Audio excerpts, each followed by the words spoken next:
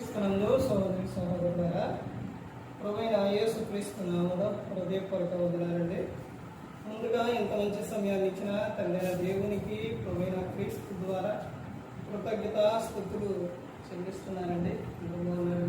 వాక్యం చదువుకొని ప్రార్థన చేసుకున్న తర్వాత పాఠంలోనికి వెళదామండి. యోహాను గారు రాసిన సువార్త 3వ అధ్యాయం.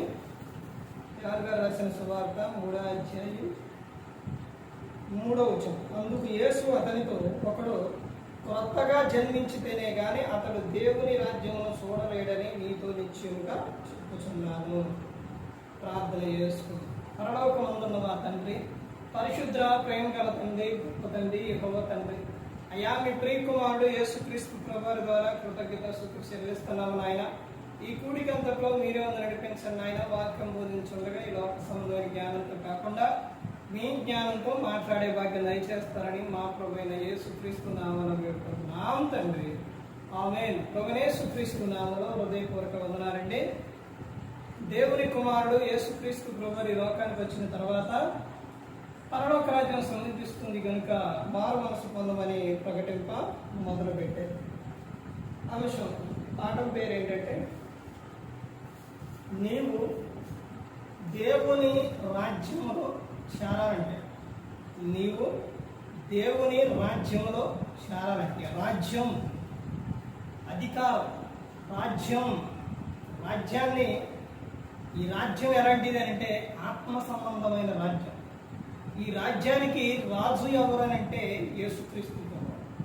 నువ్వు ప్రతి ఒక్కరూ కూడా ఆయన రాజ్యంలో చేరాలి అంటే రాజ్యం ఉంది. ఆ రాజ్యంలో రాజులో ఆ రాజ్యంలో నువ్వు ప్రవేశించాలంటే ఎలా ప్రవేశిస్తావు? ఎలా చేరతారు ఆ రాజ్యానికి? ఎలా చేరతారంటే రాజు చెప్పినట్టు చేస్తే చేరతారు. ఏంటి ఇక్కడ రాజు ఆజ్ఞ, రాజు శాసనం ఏంటి? ఇక్కడ ఎవరా రాజు? యేసుక్రీస్తు ప్రభువారు. ఆయన చెప్పిన, ఆయన ఇచ్చిన శాసనం ఏంటి అని ఇక్కడ మనం చూస్తే, అందుకు యేసు అతనితో, ఎవరితో? నికోదేము అనే ఒక వ్యక్తి, ఒక ప్రవక్తతో యేసుక్రీస్తు ప్రభువారు చెబుతున్న విషయం, ఒకడు క్రొత్తగా జన్మించితేనే గాని అతడు దేవుని రాజ్యమును చూడలేడని నీతో నిశ్చయముగా చెప్పుచున్నాడు. క్రొత్తగా జన్మించాలి. అది ఎలాగో చెబుతున్నారు చూడండి. ఇక్కడ ఏమని చెప్తున్నారు అంటే 5వ వచనం, యేసు ఇట్లను, ఒకడు నీటి మూలముగాను ఆత్మ మూలముగాను జన్మించితేనే గాని దేవుని రాజ్యములో ప్రవేశింపలేడని నీతో నిశ్చయముగా చెప్పుచున్నాను. ఒకడు ఎలా జన్మించాలంట? నీటి మూలముగా. నీటి మూలముగా అంటే అర్థం ఏంటి అంటే బాప్తిస్మం ద్వారా నువ్వేం చేయాలి? జన్మించాలి. ఇక్కడ నికోదేము అడుగుతారు కదా, ప్రవక్త ఇదిగో కొత్తగా జన్మించడం అంటే ప్రభువా ఇప్పుడు తల్లి గర్భంలోకి వెళ్ళి మరలా జన్మించాలా అని అడుగుతాడు. అలా కాదు నాయన, ఒకడు కొత్తగా జన్మించడం అంటే నీటి మూలముగా అంటే బాప్తిస్మం ద్వారా, ఆత్మ మూలముగా అంటే ఎలాగనంటే మారు మనసు పొంది పాప క్షమాపణ నిమిత్తం ప్రతివాడు యేసుక్రీస్తు నామమున బాప్తిస్మం పొందాలి. మారు మనసు, పాప క్షమాపణ, ఇదే ఏంటి అని అంటే ఆత్మ మూలముగా జన్మించడం. ఒకడు కొత్తగా జన్మించాలి. తల్లి గర్భం నుంచి వచ్చిన బిడ్డ ఎలా ఉంటుందో అలా ఉండాలి. అలా ఉండాలి అని అంటే నువ్వు మారు మనసు పొందాలి. మారు మనసు పొంది నువ్వు నీ పాపాలు ఒప్పుకో. పాప క్షమాపణ నిమిత్తం యేసుక్రీస్తు నామమున నువ్వు బాప్తిస్మం పొందాలి. అప్పుడు నువ్వేం పొందుతావనంటే పరిశుద్ధాత్మను వరం నువ్వు పొందుతావు. కొత్తగా జన్మించడం, కొత్తగా నూతన జీవితం, నూతనత్వం, అవన్నీ కూడా నువ్వు దేవుని రాజ్యములో ప్రవేశించాలంటే ఏం కావాలంటే, ఒకటి నువ్వు నీటి మూలముగా బాప్తిస్మం తీసుకో, రెండోది ఆత్మ మూలముగా నువ్వు జన్మించాలి. అప్పుడే నీకు దేవుని రాజ్యంలో ప్రవేశం. దేవుని రాజ్యంలో నువ్వు చేరితే ఇక అక్కడ నీ పేరు రాస్తారన్నమాట. రాసిన తర్వాత అక్కడ నువ్వు ఆ రాజ్యంలో నువ్వు ఒక ఏమైపోతావు? సభ్యుడివి.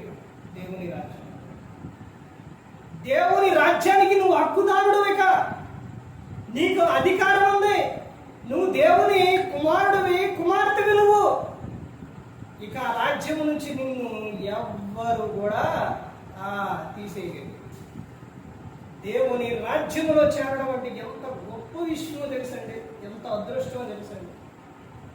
అక్కడ ఏముంటాయి అంటే అన్నీ ఉంటాయి, సమస్తం ఉంటాయి. ఏముంటాయి? ఆత్మ సంబంధమైన ఆశీర్వాదాలు ఉన్నాయి. దేవుని రాజ్యంలో నువ్వు చేరినప్పుడు దేవుడు నీకు అండగా తోడుగా ఉన్నారు. పరిశుద్ధాత్మను వరం నువ్వు పొందావు. నీవు పరిశుద్ధాత్ముడు నిన్ను నడిపిస్తాడు, నిన్ను ఆయన కాపాడుతాడు, నీకు ఆలోచన ఇస్తాడు. అవన్నీ పరిశుద్ధాత్ముడే చూసుకుంటాడు మొత్తం. నువ్వు ఎవరి కుమారుడివి, కుమార్తెవి అంటే దేవుని కుమారుడివి, నువ్వు కుమార్తెవి. దేవుని రాజ్యంలో చేరడం అంటే మామూలు విషయం కాదు. అర్థమైందండి? ఒకసారి నువ్వు అందులో చేర్చబడిన తర్వాత నీకు ఒక అధికారం అనేది నీకు యేసుక్రీస్తు ప్రభువు ద్వారా నీకు లభిస్తుంది. దేవుని రాజ్యంలో యుగాలు కూడా, తరతరాలు కూడా నువ్వు ఎలా ఉంటావు? ఆనందంగా, సంతోషంగా ఉంటావు. అక్కడ పరలోకం అంటే ఎలా ఉంటుందో తెలుసండి? ఆనందం, సంతోషం ఉంటుంది. నరకం అంటే నరక యాత్ర, అగ్ని ఆరద, పురుగు చావద, భయంకరంగా ఉంటుంది. నువ్వు పరలోకం చేరాలి అని అంటే బాప్తిస్మం తీసుకోవాలి, మారు మనసు పొందాలి, నీ పాపాలు ఒప్పుకోవాలి. అప్పుడే నీవు ఎక్కడికి చేరతావు? పరలోకం చేరతావు. నువ్వు సిద్ధపడి ఉండాలి పరలోకం చేరడానికి. దేవుడు యేసుక్రీస్తు ప్రభువు చెప్పినట్టు నువ్వు బాప్తిస్మం తీసుకొని, నువ్వు మారు మనసు పొంది పాప క్షమాపణ నిమిత్తం బాప్తిస్మం తీసుకొని, ఆయన శరీరము రక్తము తీసుకొని నువ్వు సిద్ధమబడి, నువ్వు సిద్ధంగా నువ్వు ఉండాలి. ఆయన ఎప్పుడు వస్తారో తెలియదు. ఎప్పుడు వస్తారు ఎవరికి తెలియదు. ఇప్పుడే రావచ్చు, ఎప్పుడు వస్తారో తెలియదు. ఆయన వస్తే ఏం జరుగుతుందో తెలుసండి? భూమి ఉండదు, ఈ భూమి ఉండదు, ఆకాశం ఉండదు, ఏది ఉండదు, మొత్తం లయం అయిపోతుంది. ఇవే అయిపోతే ఇంకా నువ్వేడంటావు, నేను ఏడదాకూడదు, ఏడదాకు ఏముండదు. ఇక మొత్తం కూడా అందరు ఎక్కడికే? మధ్య ఆకాశానికి.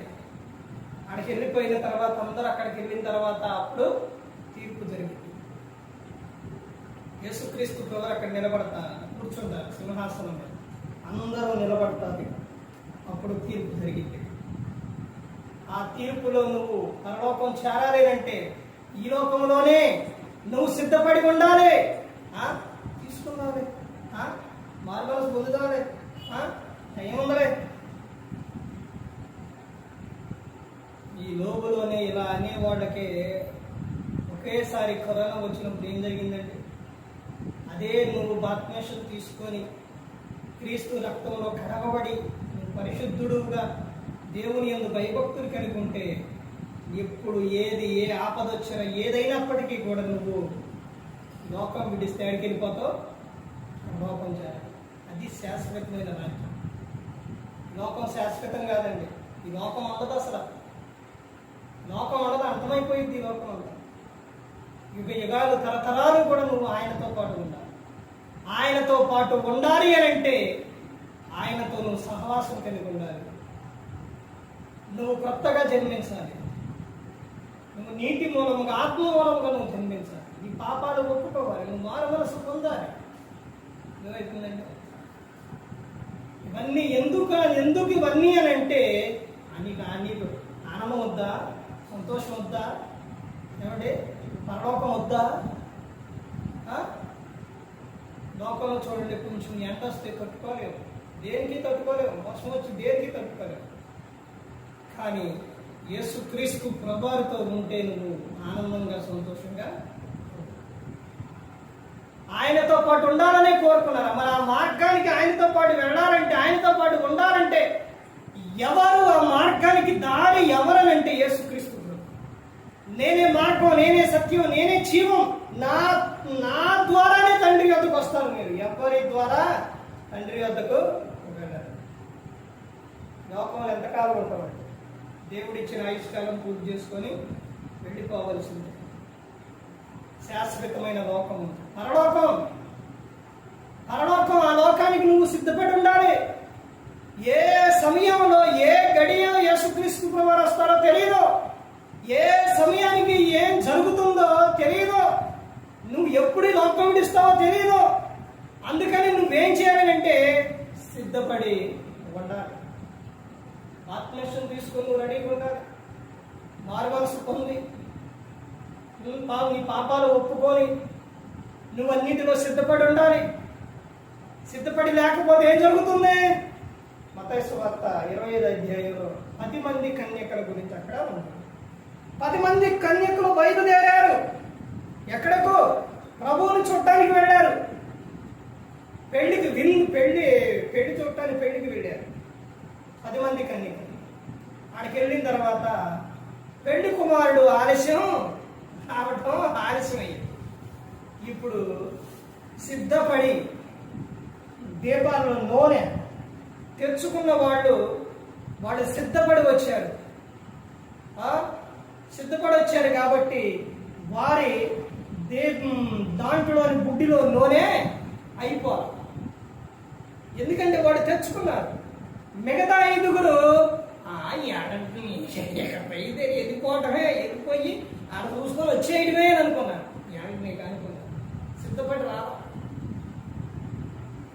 సిద్ధపడి రాలా. కేకొచ్చింది. ఏమని? పెళ్లి కుమారుడు వచ్చేసిండు అని కేకొచ్చింది. ఇప్పుడు దివిడీలో ఎలుగుతున్న వారు, నూనె సిద్ధంగా ఉన్నవారు బయలుదేరి వెళుతూ ఉన్నారు. వీళ్ళు ఆగండి, మేమేంది నూనె తెచ్చుకుంటాం, ఆగండి అని అంటే అవకాశం లేదు. వాళ్ళ దాంట్లో కొద్దిగా ఇవ్వమంటే ఎందుకు ఇస్తారు? మాకొద్దా? వీళ్ళు నూనె తెచ్చుకొని వెళ్ళి వచ్చేసరికి డోర్ ఏమైపోయింది? మూత అయిపోయింది. అయ్యా మేము కూడా పెళ్లి చూడటానికి వచ్చాం, పెళ్లి కుమారుని చూడటానికి వచ్చామంటే లేదు, ఆలస్యమైపోయింది. యేసుక్రీస్తు ప్రభువు చెప్పిన ఒక ఉపమానం, అందులో ఆత్మ సంబంధమైన విషయం, పరలోక సంబంధమైన విషయం. అందుకని యేసుక్రీస్తు ప్రభువు ఆయన గురించి ఆయనే చెప్పారు. ఎప్పుడు వస్తానో నేను తెలియదు కాబట్టి నువ్వు ఎలా ఉండాలి? సిద్ధపడి ఉండాలి. సిద్ధపడిన 10 మంది సిద్ధపడిన ఆ వచ్చిన వారిలో 5గురు కన్యకలు, 10 మంది వచ్చారు. 5గురు సిద్ధపడి ఉన్నారు. 5గురు లాభపడి, 5గురు సిద్ధపడలేదు, అయిపోయింది. అర్థమైందండి? అందుకనే ఆయన ఎప్పుడు వస్తారో తెలియదు కాబట్టి నువ్వు సిద్ధపడి ఉండాలి. నువ్వు సిద్ధంగా లేకపోతే ఆయన వస్తే, ప్రభువా నేను వాక్యం విన్నాను, ప్రభువా నేను ప్రార్థనకి వెళ్ళాను, ప్రభువా నేను ఎన్ని చెప్పినా ప్రయోజనం. వాళ్ళు అదే కేక పెట్టారు కదా. ఏమని? మేము కూడా వచ్చాము అయ్యా, పెళ్లి చూడటానికి వచ్చామంటే అవకాశం లేదు, లేట్ అయిపోయింది. అర్థమైంది? ధనవంతుడికి వాక్యం తెలుసా తెలీదా? తెలుసు. ఎలాగా తెలుసు అని అంటే, అక్కడ అబ్రాహాము గారే ఉన్నారని ఆయనకి ఎలా తెలుసు?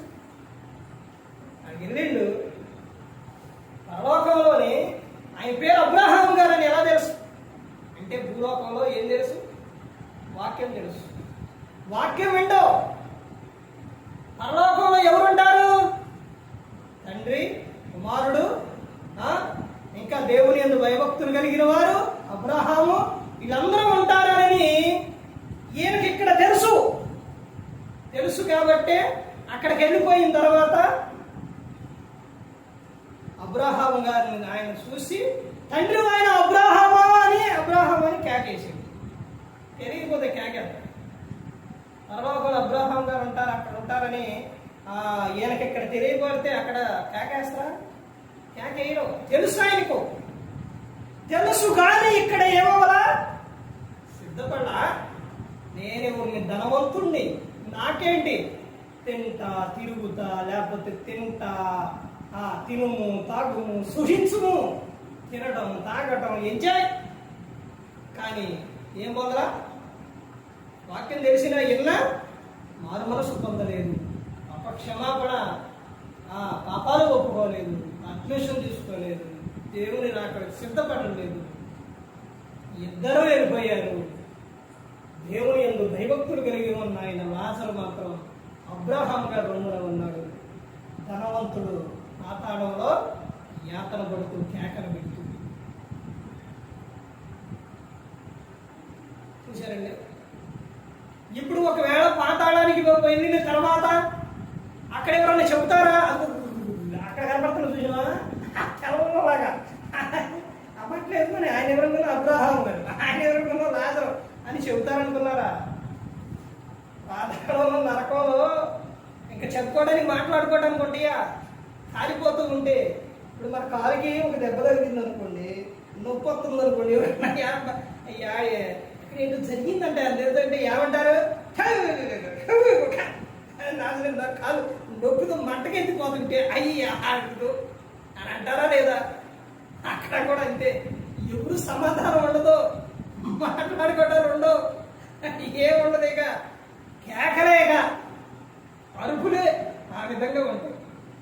ధనవంతుడికి వాక్యం తెలిసిన అదే విధంగా ఈ రోజున చాలా మంది నిర్లక్ష్యం చేస్తున్నారు. అలా చేయకూడదండి. సిద్ధపడి ఉండాలి. దేవుని రాజ్యం చేరాలి అని అంటే సిద్ధపడి ఉండాలి. అదే అపోస్తలుడైన పౌలు గారు దెస్సలోనికీలో ఉన్న సంఘానికి చెప్తారు కదా, వాళ్ళు సిద్ధపడే ఉన్నారు. అపవాది మిమ్మల్ని లోకంలో కనిపించకుండా ఆయన రాకల్లో మీరు ఎత్తబడే వరకు కూడా మీ ఆత్మను మీ శరీరమును నిందారహితముగా మీరు కాపాడుకోండి అని చెప్తున్నారు.